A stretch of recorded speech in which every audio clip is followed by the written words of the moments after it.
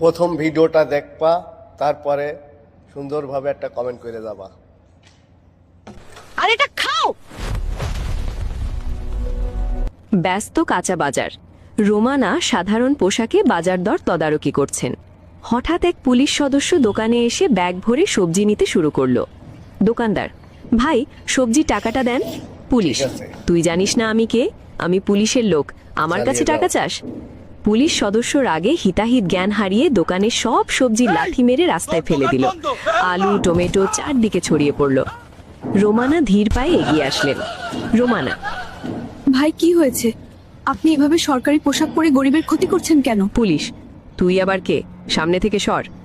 রোমানা তৎক্ষণাৎ তার ID card বের করলেন এবং সজোরে এক লাথি মারলেন। রোমানা এক ঝটকায় পুলিশের কলার ধরলেন।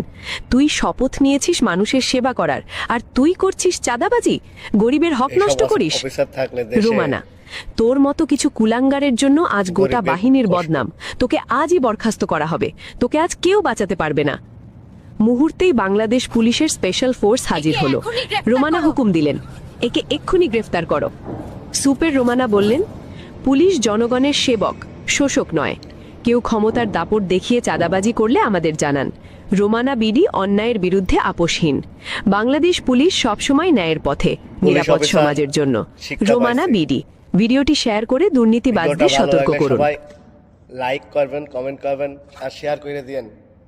ওকে।